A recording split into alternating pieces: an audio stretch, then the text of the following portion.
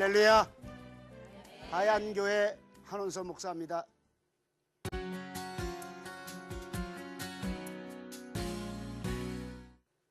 지금도 제 가슴 속에 깊이 있게 남아있는 참 귀한 이야기가 하나가 있습니다.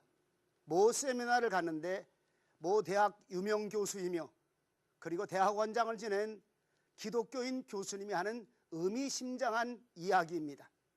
이분은 사회를 향해 이렇게 말합니다. 폭력이 난무하고 범죄가 난무하고 그리고 자녀 교육이 엉망되어지는 이 시대에 이런 일들을 대책할 만한 대책이 무엇인가? 가장 근본적인 것을 방지하기 위해서는 가정이 건강해야 된다는 사실을 아주 얘기하고 있습니다. 가정의 해체를 막아야 되며 이혼을 막아야 되며 건강한 가정, 더 좋은 가정을 만들어갈 때 이런 모든 근본적인 문제가 해결된다고 말합니다. 국가정책으로도 이 일들을 해보려고 애쓰고 노력했지만은 잘 되지 않았다는 사실입니다. 정치권에서는 여성복지부를 두어서 여성들의 신장을 더 양성화시키고 그리고 가정을 더 잘 보호하기 위해서 애를 많이 썼지만은 여기서도 잘 안 되고 있다는 사실입니다. 의료진들이 이 문제를 해결할 수 있는 것도 아니라는 사실입니다.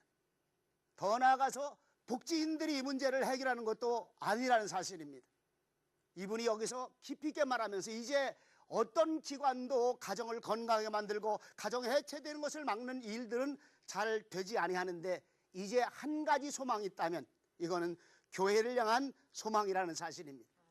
하나님께서 원하시는 교회는 가족 공동체가 되어지고 가정이 건강하게 되어지는 것을 바로 교회의 소망과 희망인데 안타까운 것은 지금 교회는 이러한 가정이 해체되는 것을 막아주는 그런 일보다는 오히려 교회가 가정이 해체되고 분산되어지는 일들에 앞장서고 있지는 않느냐 이 말입니다.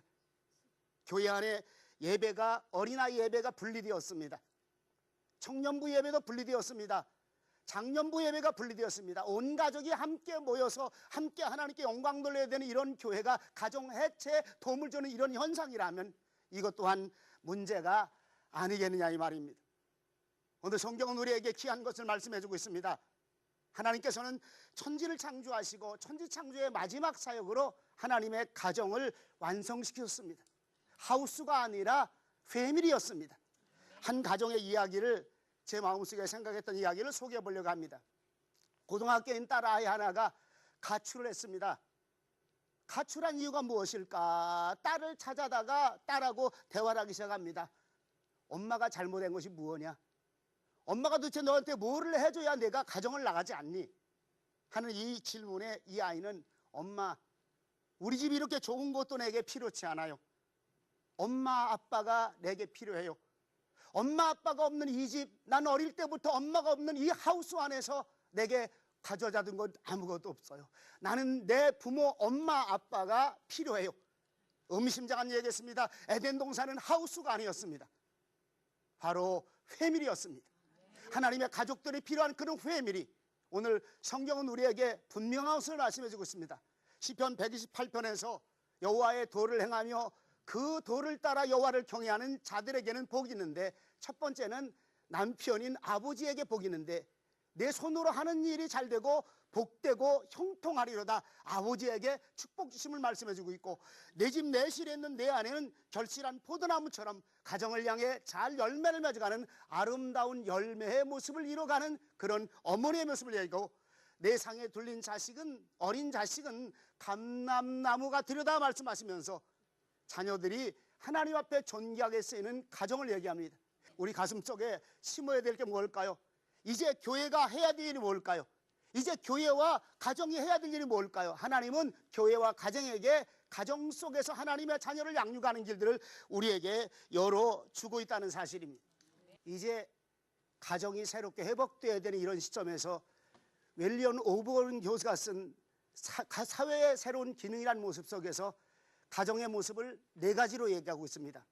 첫 번째는 가정이 생산적인 기능을 잃어버렸다는 것입니다.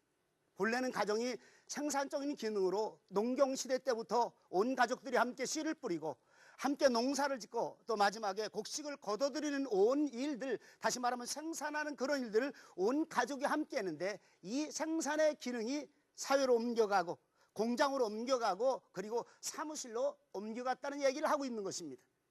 두 번째는 가정이 교육적인 기능이 있다는 사실입니다. 다시 말하면 자녀들의 교육, 인성교육, 도덕적인 교육, 그리고 삶의 실제적인 교육, 심지어는 생활에 사는 농경의 기술까지도 가정에서 이루어져야 되는데 이제는 이것마저도 학교로 옮겨져서 학교 속에 이루어지다 보니까 가정의 기능이 파괴돼 가고 있다고 두 번째 얘기하고 있습니다. 세 번째 또 하나 가정의 기능이 파괴된 것이 무엇인가 보니까 가정에는 오락적인 기능이 있는데 오락적인 기능이 파괴됐다는 말입니다. 가정 안에서 서로 함께하며 재미있는 놀이하며 엄마와 아빠 함께 탑을 쌓으며 그리고 재미있는 모래성도 쌓고 그리고 흙집도 지어가는 이런 재미있는 기능들이 이제는 전부 다 밖으로 나가버리고 어른은 술집으로 아이들은 PC방으로 놀이방으로 전부 다 가다 보니까 가정의 기능이 없어져 버렸다 이 말입니다. 네 번째로 또 한 가지 가정은 종교적인 기능이 있다는 사실입니다. 다시 말하면 예배의 기능이 있다 이 말입니다. 이 예배의 기능까지도 파괴되다 보니까 이제 한국교회가 예배의 기능까지도 부모님들 가슴 심령 속에 예배가 가정에서 드려지고 가정에서 예배와 함께 말씀이 이루어져야 된다는 이 놀라운 사실을 교회다만 부모가 맡겨버리고 교회다 맡기세요. 애들 교회만 잘 보내면 신앙교육 다 되는 것처럼 가르치다 보니까 여기에 또한 심각한 문제가 생겨지고 있다는 사실입니다. 교회는 분명히 하나님의 아름다운 장소입니다. 하나님의 교회와 가정은 우리 자녀들을 말씀으로 가르칠 최고의 터전이라는 사실을 우리에게 분명하게 보여주고 있다는 사실입니다. 그런데 왜 이런 교회 교육들이 자꾸 무너져가고 있을까요? 그 세 가지를 말합니다. 첫 번째는 교회 안에 인본주의가 너무 깊이 들어왔다는 사실입니다. 하나님을 기쁘게 하랴 사람을 기쁘게 하랴. 그런데 사람에게 포커스를 맞추고 있다는 사실입니다. 사람을 어떻게 하면 재밌게 맞출 수 있다는 인본주의가 교회 안에 너무 많이 들어왔다는 사실입니다. 두 번째는 세속주의가 너무 교회 안에 많이 들어왔다는 사실입니다. 이 세속주의가 교회 안에 들어오지 말아야 되는데 세속화된 모습이 교회 안에 들어다 보니까 교회가 자신도 모르게 하나님을 향한 경건한 모습보다는 세속화되어진 모습이 더 많이 교회 안에 나타나고 있다는 사실입니다. 더 안타까운 것은 교회 안에 모든 프로그램과 예배가 분리적이라는 사실입니다. 노 교수가 잠깐 말했던 것처럼 이제 교회 안에 유치부 예배가 따릅니다. 유년부 예배가 따릅니다. 중고등부 예배가 따릅니다. 심지어는 성경 공부마저도 유치부, 유년부, 대학부, 청년부 저녁에 집에 모이면 대화가 안 이루어집니다. 세대 차이가 납니다. 설교가 전부 다 달라져 버리고 있었습니다. 예배가 전부 다 달라져 있다 보니까 부모와 자식 간에 가까워질 수 있는 여건들까지도 교회가 혹시 막고 있는 건 아니냐 이 말입니다. 우리가 깊이 있게 심각하게 생각해야 될 이 문제가 무엇이냐? 하나님의 가정이라는 사실입니다. 하나님께서는 가정을 통해서 하나님의 교육을 이루길 원하셨고 그 가정에 하나님의 말씀의 메시지를 줌으로 말미암아 그 가정 속에서 하나님이 원하는 거룩한 뜻이 이루어진다는 이 놀라운 사실을 우리가 발견해야 됩니다. 하나님이 왜 마지막 창조에 에덴 동산을 완성을 시켰고 거기에다가 하나님의 가족 아담과 하와를 주셨느냐 이 말입니다. 바로 여기가 가정이었습니다. 바로 여기가 교회였습니다. 최초의 교회, 최초의 가정. 하나님은 교회와 가정이 함께하기를 원하셨던 것들을 우리에게 잘 보여주고 있다는 사실입니다. 오늘 우리 가슴 속에 다시 한번 심어야 될 것들이 무엇이 있을까요? 오늘 한국교회가 다시 한번 정신 차리고 바라봐야 될 성경적인 문제가 무엇이 있을까요? 신명기 6장 4절 이후에 부모님들에게 말씀하십니다. 내가 오늘날 내게 명한 이 말씀을 삼가 듣고 지켜 행함으로 말미암아 내 가슴 속에 부모가 먼저 새기고 내 자녀에게 누가 부모가 내 자녀에게 가르치고 그러면 교회는요? 교회는 부모님들을 가르치고 부모와 교회가 함께하는 이 아름다운 공동체가 되어짐이 바로 하나님의 교회의 모습이라는 사실을 분명하게 보여주고 있다는 사실입니다. 언젠가부터 교회는 이것이 전통이 되고 말았습니다. 다시 말하면 분리적인 예배, 분리적인 교육이 전통이 되고 말아서 다시 부모와 교회와 함께하는 교회, 부모와 가정이 함께 자녀를 양육하는 이 프로그램에 대한 문제를 제시할 때마다 그거 어려운 거야, 그거 힘든 거야, 그거 과연 할 수 있을까요? 이런 질문을 많이 던지고 있다는 사실입니다. 저희 교회 이야기를 잠깐 좀 소개시켜 볼까 합니다. 저희 교회는 주일날 새벽 예배, 그리고 낮 예배, 오후 예배, 온 가족이 함께 드려지는 온 가족 예배를 드립니다. 다시 말하면 할아버지, 할머니, 부모, 손자, 온 가족 식구들이 함께 예배드리고 함께 은혜 받고, 새벽 예배도 함께 드리고 함께 은혜 받고, 낮 예배도 함께 드리고 함께 은혜 받고, 그리고 수요일 예배까지도 함께 드리고 함께 은혜 받는데, 재밌는 사건 하나는 저희 교회 오후 예배입니다. 오후 예배를 오후 찬양 예배라고 말하면서 말씀의 집이라고 말합니다. 말씀의 집에서 우리 자녀를 양육하기 위함이라, 이렇게 볼 수가 있습니다. 이 오후 예배를 저희 교회가 약 100분 정도, 1시간 40분 정도 예배를 드립니다. 어떤 분들은 1시간 40분 예배 드리면 그렇게 긴 예배에 애들이 함께 할 수 있느냐 이렇게 묻는데, 놀라운 것은 훈련을 통해서 이 일들이 이루어지고 있다는 사실입니다. 처음에는 똑같이 기존적인 예배, 찬양, 그리고 제가 설교를 한 20분 정도 하고 난 다음에 한 50여 분 정도가 부모가 한 가정, 두 가정, 세 가정 이렇게 그룹을 집니다. 그래서 열 몇 그룹들이 쭉 교회 안에 만들어져 가지고 뺑 돌로 앉아요. 낮 예배 드린 낮 예배 말씀과 함께 오후 예배는 인물 중심의 설교가 진행되고 있습니다. 이 인물 중심의 설교가 진행된 이 내용을 가지고 우리 아이들과 함께 부모가 자녀에게 이 말씀을 다시 한번 되새김질하는 입장으로 묻고, 자녀도 얘기하고 부모님도 이 말씀을 기억하는 것을 이야기하고 하다 보니까 놀라운 게 나타났습니다. 우리 아이들이 말씀을 안 잊어버린다는 사실입니다. 특별히 오후 예배 설교는 인물 중심의 설교로 쭉 연결하다 보니까 구약부터 신약까지 쭉 인물들만 정리하다 보니까 신구약 성경 전체를 함께 공부할 수 있어서, 말씀의 집이 바로 이거로구나. 하나님의 자녀를 신구약 성경을 다 공부시켜가면서 할 수 있는 그런 말씀이 바로 이거로구나 것을 부모님이 느끼고, 그리고 더 재밌는 것은요, 우리 아이들이 교회 가는 것을 너무너무 즐거워하는 거예요. 우리 부모님들의 간증을 들으면 5살짜리 아이가, 엄마 오늘 교회 가는 날이야? 아니야 오늘은 안 가. 그러면 아이가 시무룩하다는 거예요. 근데 오늘 교회 가는 날이야. 가자. 5살짜리가 교회 가는 일을 너무너무 즐거워하고 재미있어 한다는 사실입니다. 왜? 부모와 함께 교회 와서 혼자만 예배 드리는 것이 아니라 함께 둘러앉아서 말씀도 나누고 기도도 함께 하다 보니까 우리 아이들이 예배 안에 친숙해 들어오고 있다는 사실입니다. 말씀이 주신 하나님의 능력의 모습은 놀라운 사실이라는 사실입니다. 부모가 자녀에게 하나님의 말씀을 가르치다 보니까 우리 아이들이 변하는 모습이 여러 가지가 나타납니다. 그 첫 번째가 신앙의 인성교육이라는 사실입니다. 아이들의 습관이 바뀝니다. 예배 드리는 태도가 바뀝니다. 1시간 40분 동안 또는 1시간 15분 동안 예배 드리는 그 시간에 이 아이들이 경건하게 예배 드림의 자세가 이루어지고 있다는 사실입니다. 더 나아가서 우리 아이들에게 더 귀한 것은 하나님의 말씀이 저들 속에 들어가다 보니까 삶의 모습 속에서 크리스찬 인성의 모습, 크리스찬 예절의 모습이 너무너무 뛰어나다는 사실을 우리 부모님들이 고백해 주고 있는 거예요. 동네 사람들이 이야기하기를, 어쩌면 어디서 배웠길래 이렇게 예쁘게 잘 배웠니? 이렇게 물으면 하얀 교회예요. 그리고 저는 하얀 선교회 다녀요. 우리 아이들이 이렇게 고백한다는 거예요. 그러면서 이 어머니가 말하기를, 목사님 5명의 전도 대상자를 삼았습니다. 5가정을 전도하려고, 왜? 이 아이가 하는 행동 바라보고 감동한 그런 가정들을 5가정을 놓고 지금 전도하려고 목표를 삼고 있다는 사실입니다. 아이가 변화되고 있습니다. 온 세대 통합 예배를 통해서 우리 아이들의 세대 차이가 무너지기 시작하고 가정에 들어가게 되면 대화가 연결되는데, 또 이렇게 교회에서 하나님의 말씀을 나누는 걸 가지고 다시 어디로 가냐면 주일 저녁이 되면 가정으로 들어갑니다. 왜냐하면 50분 동안 말씀 나누기를 다 못하거든요. 그리고 각자 자기가 대화를 나누고 자기가 이야기하면요 얼마나 재미있어 하는지 모릅니다.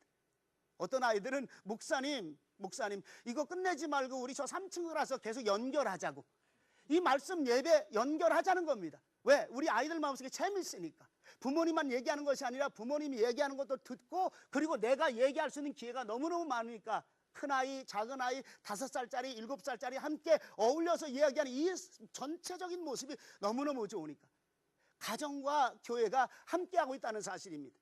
한국교회를 향해 우리가 다시 한번 생각해 볼 문제가, 우리가 지금까지 했던 모든 모습들, 전통적인 모습들이 과연 성경적이었냐 이 말입니다. 하나님의 말씀은 분명하게 우리에게 말씀해 주고 있고, 너와 내 자녀와 내 손자에 이르기까지 이 하나님의 말씀을 전수하는데 누가 전수합니까? 바로 부모가 전수합니다. 아버지가 전수합니다. 어머니가 전수합니다. 그리고 온 형제와 자녀들이 함께 이 말씀 가지고 함께 나타나고 있다는 사실입니다. 또 재밌는 것은 하나가, 저희 교회가 가정 예배를 굉장히 많이 권장하는 편이었습니다. 한 가정 이야기입니다. 한 가정에서 온 식구들이 가정에 생활하는데 주일 전날 되기만 하면 토요일 날은 꼭 가정 예배를 드려야 되는데 처음에는 부모님이 인도하다가 우리 막내 아이가 초등학교 지금 2학년 정도 된 막내 아이가 오늘은 내가 가정 예배를 인도하면 되지 않겠니? 그랬더니 이 아이가 너무너무 좋아하더라는 거예요. 그 가정 예배 시간을 기다립니다. 그래서 가정 예배에 아빠, 엄마, 누나 온 식구들이 둘러 앉으면 이 아이가 예배를 인도하는 거예요. 준비 안 한 줄 알았는데 준비를 철저히 해가지고 성경을 설명하고 나더니 그리고 질문을 하기 시작하더라는 거예요. 왜냐하면 가정 예배도 질의응답식 예배니까 아빠한테 질문하고 아빠가 너무 대견스러워하다는 거예요. 엄마한테 질문하고 누나한테 질문하고 그리고 덧붙여서 설명하는데 그리고 마지막으로는 이렇게 말하더랍니다. 그럼 이 말씀 듣고 결심한 얘기를 하세요. 결심한 얘기를 하라. 말씀에 은혜 받고 내가 어떻게 살고 있는가에 대한 결심한 얘기를 하라 이 말입니다. 결심한 얘기 하라니까 아빠도 결심한 얘기 안 할 수가 없어요. 엄마도 안 할 수가 없고 그리고 온 식구들이 함께 결심한 얘기 하면서 가정에 놀라운 변화가 나타나기 시작합니다. 이제 우리가 하나님 앞에 어떻게 살 수 있을까? 우리 아이가 이렇게 예쁘게 자라나고 있는데 이 아이를 통해서 우리가 부모로서 본을 보여야 될 것이 무엇인가? 그리고 더 큰 비전을 하나 가졌는데 이제 우리 가정은 크리스찬 명문 가정 이룰 수 있다는 비전이었습니다. 이제 우리 자녀는 세계 모든 민족 외에 뛰어난 자녀로 양육할 수 있다는 확신과 자신을 가지고 있다는 사실입니다. 오늘 우리가 하나님의 말씀과 하나님의 거룩한 말씀을 자녀들에게 전수하는 이 거룩한 일들이 누구에게 맡겨진 일이겠느냐 이 말입니다.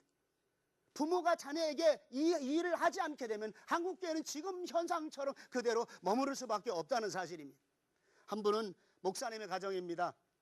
목사님의 가정인데 자녀를 무엇으로 양육할까 너무너무 근심하다가 저희 교회를 찾아왔습니다.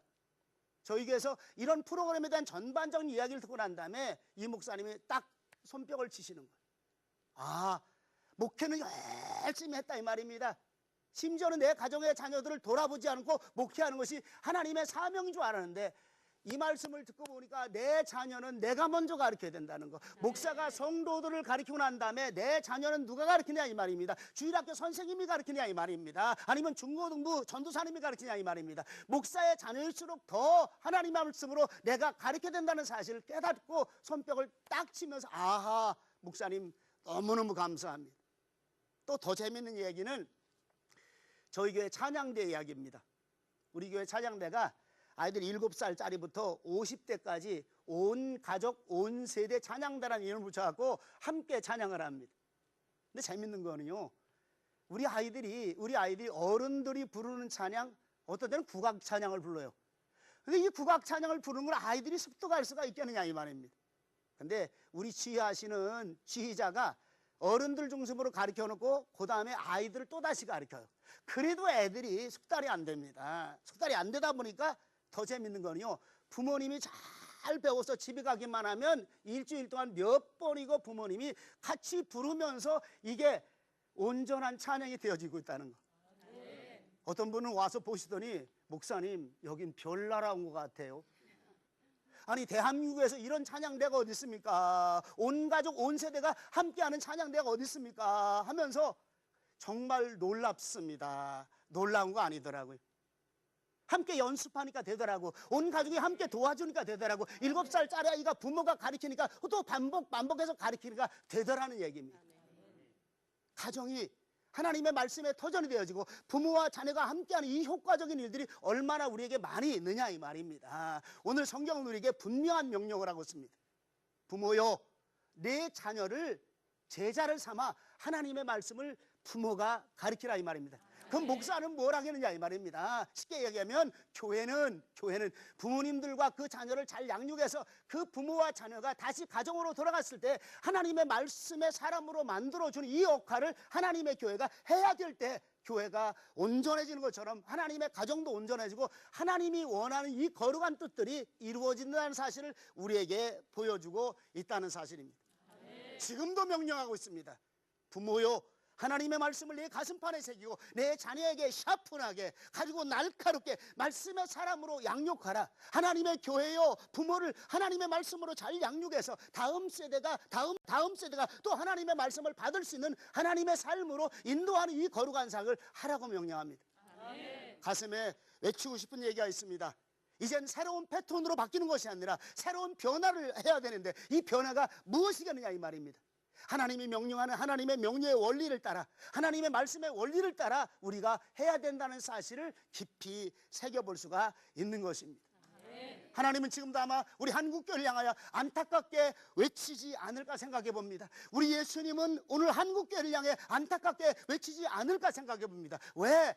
지금 너희들이 하나님의 말씀의 원리 따라 하지 않은 그것 때문에, 성경의 원리 따라 하지 않은 그것 때문에 한국교회가 정체가 되어 있고 다음 세대 아이들의 교육은 무너져 내려가는 이런 현실 속에서 주님이 말씀하시는 이 거룩한 말씀, 우리는 다시 한번 가슴에 새기면서 하나님, 어린 자녀의 교육은 부모에게 맡겼다는 사실, 내 자녀의 하나님의 말씀 교육의 가장 우선적인 것은 부모에게 맡겼다는 사실. 그런데 이 사실을 우리 부모님들이 망각하고 잃어버리는 이유가 무엇일까요? 저는 이렇게 생각합니다. 교회요, 부모님들에게 자녀를 가르쳐야 될 일들을 가르쳐 주시라고. 교회요, 우리들 부모님들에게 우리 자녀를 하나님의 자녀로 양육하는 이 일들을 이루어 달라고 하나님은 오늘도 명령하심을 가슴 깊이 생각하면서 오늘 이 말씀을 마치려고 합니다. 감사합니다.